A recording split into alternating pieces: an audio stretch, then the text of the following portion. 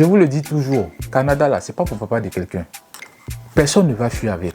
Donc prenez le temps de bien vous préparer avant d'entamer votre procédure d'immigration.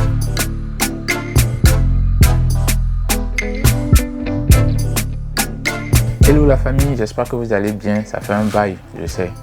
Il fallait qu'aujourd'hui je tourne une vidéo, que je la monte et que je la poste même le jour même parce qu'aujourd'hui là, c'est mon anniversaire. Happy birthday to you. Birthday, happy birthday, birthday, happy birthday to me. Aujourd'hui j'ai... Bon, faut me dire, mon âge tu voulais connaître là, c'est pourquoi. Merci d'avance à tous ceux qui vont me laisser de gentils commentaires en dessous. Vous ne savez pas à quel point vos messages me font du bien.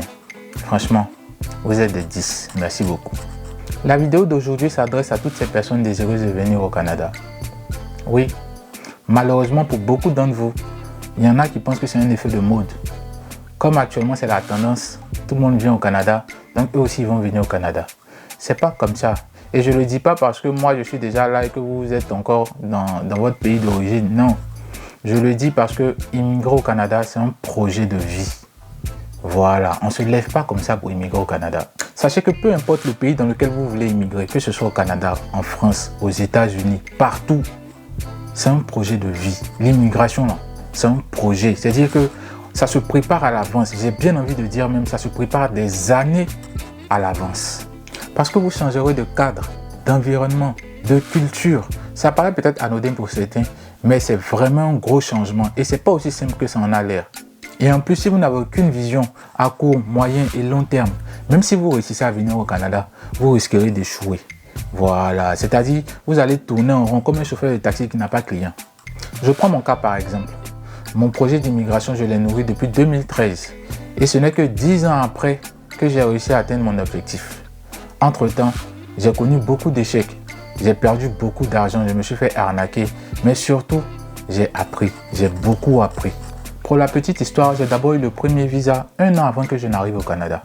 Certains me disaient, ah, toi visa les gens cherchent là, toi tu as ça, tu fais quoi encore au pays? Mais je savais ce que je faisais, je savais ce que j'attendais, j'avais mon plan tout tracé.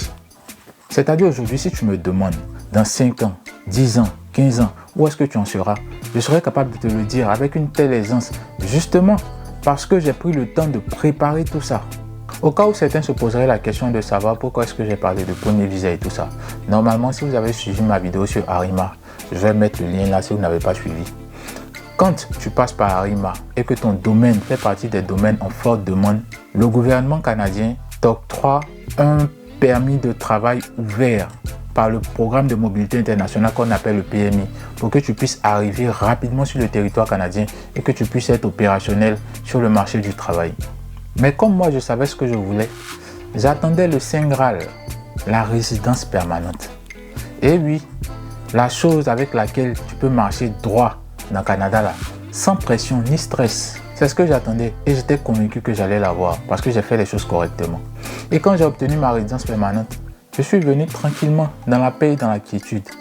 Même devant l'agent d'immigration, je n'ai pas tremblé parce que j'étais dans la légalité. Quand tu fais les choses dans la légalité, tu fais les choses correctement là, tu n'as pas peur, ton cœur ne bat même pas. Voilà. Mais c'est quand tu sais que tu as fait les faux mouvements pour venir là, quand tu es devant l'agent d'immigration là, tu trembles. Je vais faire une vidéo sur les questions qu'on pose à l'immigration. Et puis je vais vous dire les techniques. En fait, ça là, je vais faire une vidéo après. Donc la première des choses à faire, c'est d'avoir un plan à court, moyen et long terme avant d'arriver ici. Même si vous pouvez acheter un cahier, matérialiser ça dedans. Visualisez votre vie ici au Canada. Projetez-vous et tracez vos plans. Ça va vous aider. Je sais de quoi je parle. Deuxième chose que vous devez savoir, c'est quel est le meilleur programme d'immigration adapté pour vous. On ne se lève pas comme ça pour venir au Canada. Moi, je connais un ami qui était qualifié pour venir en tant que résident permanent, mais qui est venu en tant qu'étudiant, juste parce qu'il n'avait pas la bonne information. Donc, c'est important que vous vous informiez au préalable. Et aussi, apprenez à faire des recherches. Parce qu'il y en a qui ne savent pas faire des recherches. Et c'est dommage. Informez-vous du mieux que vous pouvez. Et c'est d'ailleurs pour ça que moi, j'analyse gratuitement votre profil. Il suffit juste d'envoyer un email à cette adresse-là. Et on le fait pour vous sans rien payer. Au moins, vous êtes situé sur vos possibilités. Au passage, la procédure que je vous facture là, c'est pas comme si vous ne pouvez pas le faire vous-même. La preuve, moi je l'ai fait tout seul, sans l'aide de personne.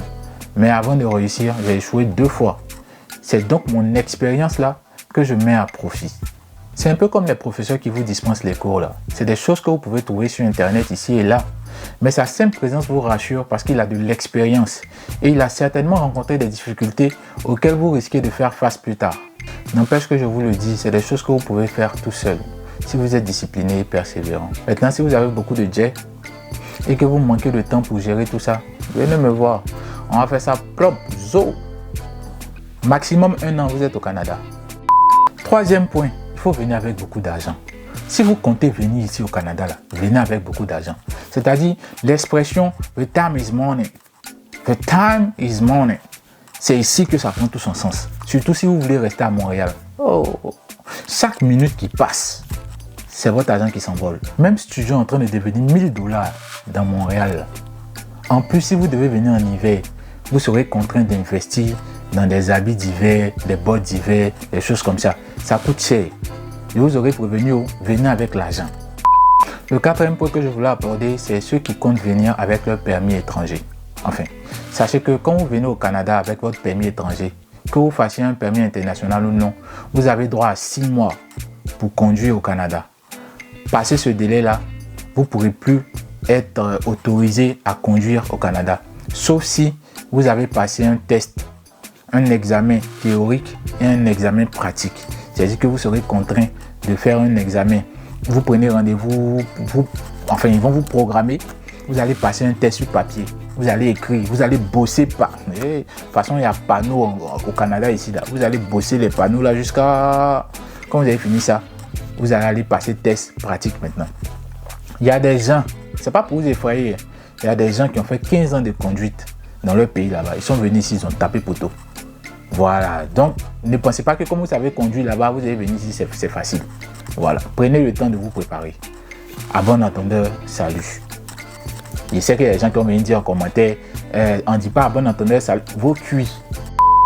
Le 5e point que je voulais aborder, c'est pour ceux qui viennent en tant que travailleurs ou bien résidents, qui comptent venir travailler ici au Canada, qui mentent sur leur CV là. Et puis quand ils viennent ici, c'est bien sur eux. C'est de vous que je parle. Prenez le temps de vous former, pardonnez. Même moi-même qui vous parle, j'ai tapé poteau dans l'entretien sur des choses que je pensais maîtriser. Voilà. Donc c'est important que vous maîtrisiez votre domaine. Il faut dire que je n'étais pas assez préparé aussi. Mais c'est important.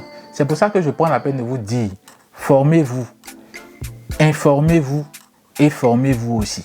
C'est-à-dire qu'il ne suffit pas juste de mentir seulement dans votre CV. Nous tous on a menti dans le CV, mais derrière on a complété avec formation. Donc si vous montez sur votre CV, sachez comment rattraper derrière. Formez-vous, c'est très important.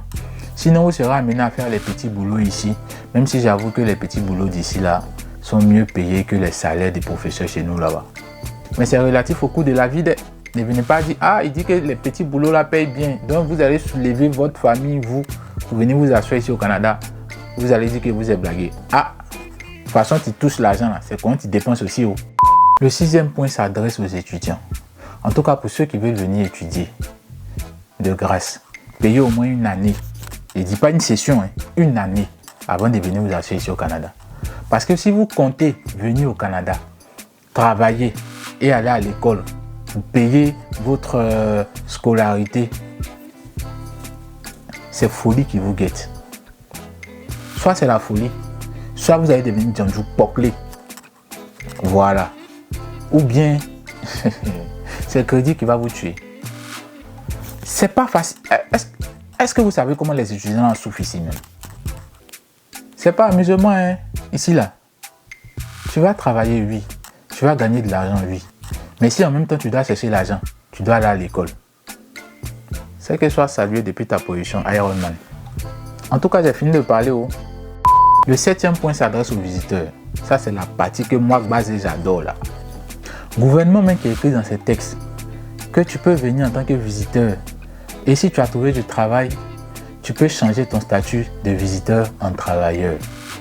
C'est le même gouvernement là qui clame partout qu'il y a manque de main-d'œuvre. On a la recherche d'hommes pour travailler. Quand tu entends ça là, tu trembles comme ça. And des sauces graines au feu. Viens. Viens. N'aie pas peur. Viens seulement. C'est une demande d'asile qui t'attend. Parce qu'il y a ce que le gouvernement dit et puis il y a la réalité sur le terrain. Les entreprises ont fui la paperasse maintenant. Ils n'ont pas envie de venir se mettre dans les mouvements, non, serrer papier, les trucs comme ça. Ils ne veulent plus se mettre dedans. Surtout que ça leur fait perdre de l'argent, mais ça leur fait perdre aussi du temps. Donc ils ne veulent même pas se mettre dans les choses comme ça. Sinon, c'est pas que c'est impossible, hein. Mais la probabilité est tellement petite que je préfère ne même pas conseiller ce programme-là aux gens. Surtout à ceux qui comptent venir rester au Canada.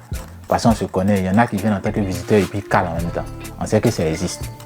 Mais vraiment, il faut que vous sachiez que la vie pour les demandeurs d'asile ou bien pour les visiteurs dont leur visa a expiré et puis sont calés là, la vie n'est pas rose, hein. Maintenant, si tu veux jouer le championnat des demandeurs d'asile là, ça c'est une autre bataille de Kirina. Si tu es intéressé, je pourrais faire une vidéo spéciale là-dessus. Mais vraiment, c'est un championnat. Voilà, faut être dur. Ça, c'est pour les garçons. Le 8e point s'adresse à ceux qui veulent immigrer au Canada avec leur famille. Vraiment, vivre au Canada seul là, c'est pas facile. Oui, je l'avoue. Surtout avec l'hiver là. L'éternel est mon berger. Mais il ne faut pas regarder Mougouli là pour dire que oui, forcément, il est venu madame et les enfants. En tout cas, si tu as les moyens de le faire, vas-y, fais-le. Parce que ça coûte quand même beaucoup d'argent. Si aussi tes enfants ont l'âge de se débrouiller tout seuls, tu peux immigrer avec eux. Ça ne va pas trop te fatiguer. Si tu as des enfants aussi à bas âge, que tu n'as pas d'autre choix que d'immigrer avec eux, fais ce sacrifice-là. Prends-les pour venir. Mais vraiment, il faut que je vous dise, c'est un nouvel environnement, c'est un nouveau challenge. C'est mieux, tu les laisses là-bas. Tu viens, tu tâtes le terrain, tu apprêtes les choses pour mieux les recevoir d'ici 6 mois, 1 an, 2 ans. Enfin, tu verras quand tu seras sur place. Parce que vraiment, c'est pas facile. Hein. Il n'y a pas affaire de nounou ici. Tu n'as personne. C'est affaire de garderie. Garderie aussi là. Ouais. Non seulement pour trouver ces championnats, mais en plus c'est cher. Or, tu viens d'arriver, tu dois chercher à t'installer, tu dois chercher à te trouver un logement, tu dois chercher à te trouver du travail. Tu dois chercher aussi certainement à avoir une voiture si tu dois te déplacer ici et là. C'est vraiment pas évident. Imagine ça, si tu dois venir avec ta femme, tes enfants qui sont à bas âge, comment tu fais d'entrée de jeu sans que tu te sois préparé au préalable. Waouh, c'est vraiment pas facile. Moi, c'est mon conseil. Vous n'êtes pas obligé de le suivre à la lettre. Chacun fait son expérience. Moi, je partage ce que j'ai ressenti comme expérience pour le peu de temps que j'ai eu à passer ici. Maintenant, à vous aussi de faire vos recherches, de demander ici et là à certaines personnes et voir comment vous pouvez vous y prendre par rapport à ça. Sinon, si vous avez beaucoup de moyens et que vous n'avez vraiment pas le choix de les laisser, vous êtes quelqu'un, vous ne pouvez pas vivre sans votre famille et tout, venez tous ensemble. Ça sera certainement difficile dans les débuts, mais vous allez finir par vous adapter. Vous allez surmonter toutes ces épreuves-là ensemble. Et puis bon, voilà. C'est toujours bien d'être à deux que d'être seul. Le 9e point, le crédit au Canada. En tout cas, si tu es quelqu'un, tu sais que tu ne payes pas crédit avant. Depuis le pays, on te connaît, mon ami. Quand tu arrives ici, là, il faut voir les cas de crédit là en loupé. Parce que c'est très avantageux, je l'avoue. Mais si tu es quelqu'un qui ne sait pas gérer et que tu as la folie des grandeurs, tu vas finir de prendre 4 là. Tu vas dépenser tout l'argent là. Et puis te voilà. Tu parles seul dans les rues de Montréal. Donc faites vraiment attention. Si vous êtes intéressé par ce sujet là, dites-le moi en commentaire. Je ferai une vidéo spéciale là-dessus. Pour le 10e point, je vais combiner 2 sujets, le logement et le déplacement, parce que je trouve qu'ils vont de pair. Si tu viens au Canada et que tu as l'intention de résider à Montréal ou dans les villes avoisinantes, mon ami, afin d'acheter voiture là, il faut laisser tomber. Parce que même à Montréal, pour garer, c'est problème. En plus, il y a métro, il y a bus, il y a taxi, il y a REM. Il y a beaucoup de facilités pour se déplacer dans Montréal là, et dans les villes avoisinantes. Donc, acheter voiture là ne va pas te servir vraiment à grand chose. En plus, ça va te permettre de maîtriser un peu les coins, de connaître les villes, enfin de connaître les alentours. C'est important. Parce que même il y a des Québécois là qui ont leur voiture, hein, mais ils laissent ça pour aller monter dans REM. Voilà. Donc, à moins que ton emploi ne l'exige, pour laisser affaire de voiture là. Pour le moment, dans un premier temps, si tu veux, quand tu as fini de faire 1 an, 2 ans, tu auras bien capté le minds d'ici. Voilà, là si tu veux, tu peux te prendre une voiture, une petite voiture, ou bien si tu es vraiment reculé d'un endroit reculé comme moi ici, ou vraiment même pour te déplacer pour aller faire ton épicerie, tu es obligé de marcher 10 km. Là, la voiture n'est plus un luxe, c'est vraiment plus qu'une nécessité. Mais si tu es dans Montréal ou bien dans les villes avoisinantes, Longueuil, Brossard, ici et là, il faut laisser affaire de voiture là. Ça va te faire des économies et ça va te permettre de maîtriser les alentours de la ville. En ce qui concerne le logement, moi j'ai eu la chance d'être hébergé quand je suis arrivé par un ami pendant un mois sans rien payer. J'étais au gratuit. Au passage, sois salué depuis ta position. Merci. Merci beaucoup encore. Mais c'est rare. Au Canada ici là, chacun se cherche. Donc il ne faut pas compter sur quelqu'un. Quand tu arrives, ou bien avant même d'arriver ici, tu prends attache avec des gens, tu cherches une colocation. Voilà, tu viens, tu rentres dans ta maison tranquillement. Maintenant, si tu es quelqu'un qui est difficile à vivre, qui a ses exigences et tout ça, je te conseille de te prendre un appartement. Pas très cher, mais dans un lieu stratégique où tu vas dépenser moins en transport. Voilà. En tout cas, ici, là même, là, c'est les doulas qui doivent réussir. Parce qu'eux, ils maîtrisent l'argent, connaissent la valeur de l'argent, ils savent gérer. Petit bonus, on me parlait d'hiver. J'entendais, j'ai vu les vidéos. Mais je suis arrivé ici, j'ai vu, j'ai senti. C'est pas camarade de quelqu'un hiver là. En tout cas, chapeau à toutes ces personnes qui quittent chez elles pour aller travailler ou même pour aller à l'école dans le froid là. Ah ouais, vous êtes fort, vous méritez d'être décoré. Voilà, c'est tout ce qu'il faut savoir. Il y a beaucoup à dire, mais je pense avoir dit l'essentiel. En tout cas, pour résumer, vous pouvez retourner au début de la vidéo là. Je suis fatigué de parler, ma bouche me fait mal. Sinon, j'espère que vous aura plu. Si oui, lâchez un pouce bleu vers le haut, partagez au maximum et lâchez-moi plein de commentaires. Je veux voir les joyeux anniversaires, les happy birthday. Ça me fera vraiment plaisir de vous lire. Et surtout, n'oubliez pas, c'est par respect que l'éléphant vient détruire ton champ la nuit. Sinon, s'il vient matin, là, tu vas lui faire quoi?